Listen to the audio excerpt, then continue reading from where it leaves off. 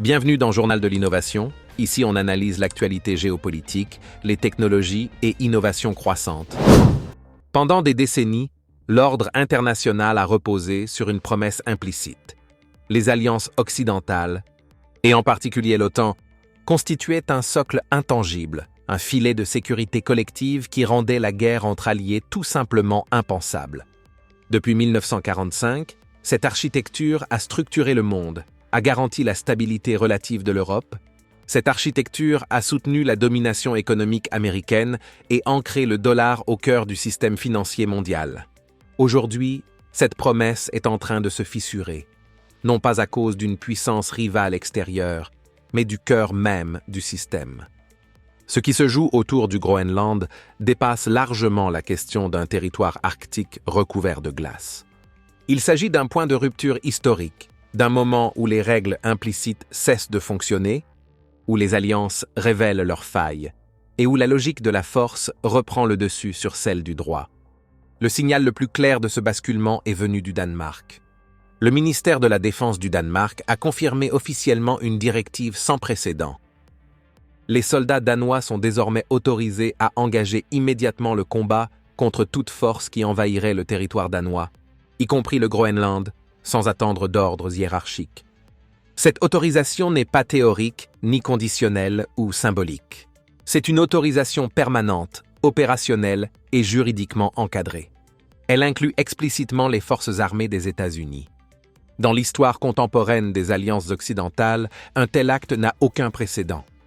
Un membre fondateur de l'OTAN, allié stratégique de Washington depuis 77 ans, ayant combattu côte à côte avec les forces américaines en Irak et en Afghanistan, reconnaît officiellement la possibilité d'un affrontement armé direct avec l'armée américaine. Cette décision équivaut à une démolition contrôlée de l'architecture de sécurité de l'après-guerre.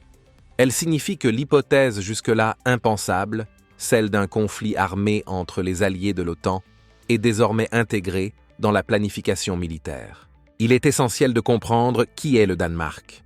Ce n'est ni un État impulsif, ni une puissance adepte de la provocation. Sa culture politique est fondée sur le pragmatisme, le respect du droit international et une aversion profonde pour les gestes spectaculaires. Lorsque Copenhague adopte une telle posture, cela signifie que la menace est perçue comme crédible, sérieuse et potentiellement imminente. Pour comprendre cette rupture, il faut replacer le Groenland dans une séquence globale beaucoup plus large. Les dernières actions de Donald Trump ne sont pas des épisodes isolés de politique étrangère agressive. Elles constituent la consolidation rapide d'une stratégie de confrontation globale. En l'espace de 2 semaines, les États-Unis ont ouvert simultanément plusieurs fronts.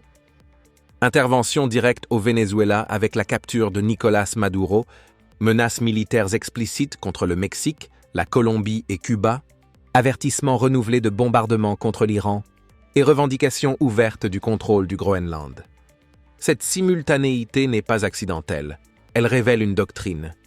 L'objectif central est clair, préserver l'hégémonie stratégique des États-Unis.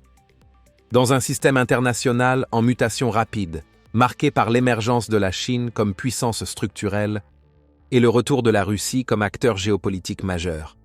Face à des limites économiques, diplomatiques et politiques croissantes, les États-Unis cherchent à reprendre l'initiative par la force, expulser l'influence chinoise et russe d'Amérique latine, sécuriser à l'avance les routes arctiques avant qu'elles ne deviennent pleinement opérationnelles, contrôler des ressources stratégiques critiques et verrouiller des positions militaires clés sur un échiquier mondial en recomposition accélérée.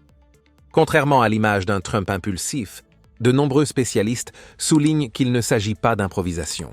Ce qui se met en place est une doctrine qui considère le monde entier comme un espace potentiellement conquérable. Lorsque cette logique s'impose, la frontière entre politique de puissance et guerre ouverte disparaît. Dans ce contexte de fronts multiples, le Groenland est devenu le point le plus sensible. Les déclarations de Trump à ce sujet ont choqué diplomates et gouvernements alliés.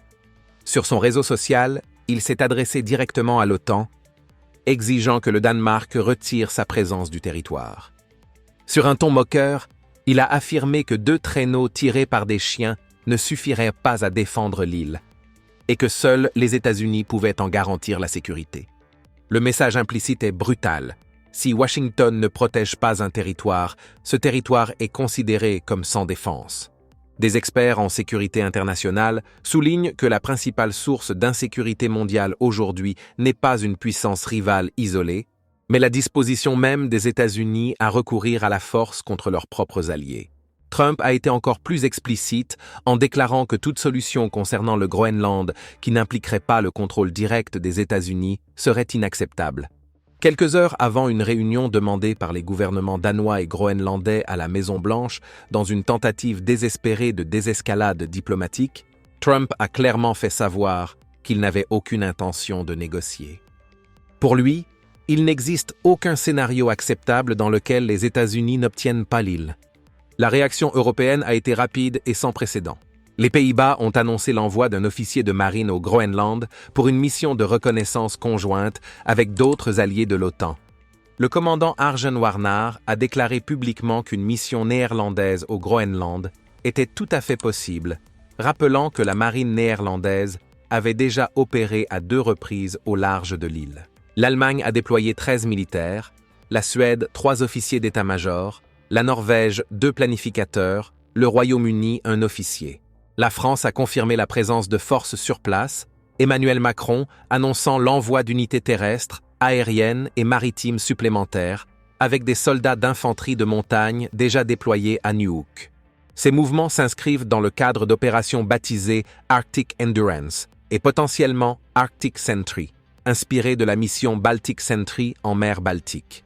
Le message est clair. Pour la première fois depuis 1949, des forces européennes se déploient non pas pour dissuader la Russie ou la Chine, mais pour décourager une action américaine. La première ministre danoise, Mette Frederiksen, a averti sans ambiguïté qu'une intervention américaine au Groenland signifierait la fin de l'OTAN dans les faits. Les spécialistes du droit international confirment cette analyse. L'alliance repose sur un principe fondamental. Une attaque contre l'un est une attaque contre tous. Si les États-Unis attaquent un territoire danois, ils attaquent formellement un allié. Le problème est que l'OTAN n'a jamais été conçue pour gérer un scénario où l'agresseur serait précisément le membre le plus puissant de l'Alliance. Cette contradiction structurelle place l'Europe devant un dilemme historique. Accepter la vassalisation stratégique ou défendre sa souveraineté au risque de l'implosion de l'Alliance. Ursula von der Leyen a déclaré que le Groenland pouvait compter sur le soutien de l'Union européenne et n'a pas exclu l'invocation de l'article 42.7 du traité de l'UE, la clause de défense mutuelle. Bien que l'application juridique au Groenland soit complexe, le signal politique est sans précédent. Les conséquences de cette crise dépassent largement le domaine militaire. Des économistes spécialisés dans le risque systémique alertent sur une sous-estimation massive de l'impact financier de la perte de crédibilité américaine. La domination du dollar repose sur un pacte central de l'après-guerre. Les États-Unis garantissent la sécurité mondiale. Et en échange, le monde utilise le dollar comme monnaie de réserve, libelle les matières premières en dollars et détient des bons du Trésor américain. Lorsque les États-Unis menacent leurs propres alliés, ce pacte se brise. La part du dollar dans les réserves mondiales est déjà tombée sous les 60%, son plus bas niveau depuis 20 ans. Les banques centrales achètent de l'or à des niveaux records.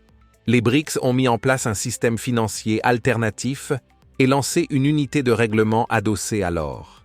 Dans le même temps, la dette américaine atteint 38 000 milliards de dollars, avec des paiements d'intérêts dépassant 11 milliards par semaine. Toute perte de confiance accélère mécaniquement une spirale d'endettement.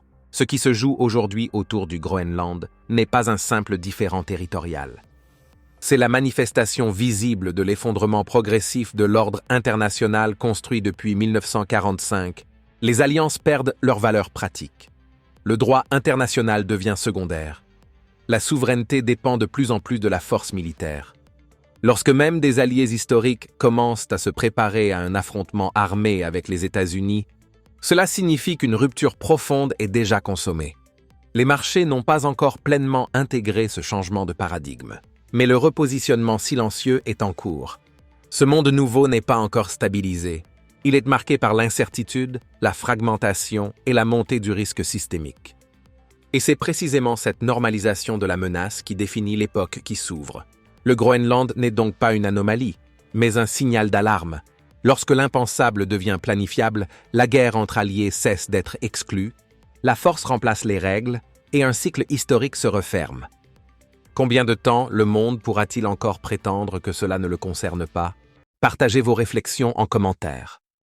Et surtout, si vous aimez cette analyse du Journal de l'innovation, abonnez-vous et likez la vidéo. Votre soutien est la clé pour aider cette chaîne à monter dans l'algorithme et continuer à vous apporter d'autres analyses. Merci d'avoir regardé. On se retrouve dans la prochaine vidéo.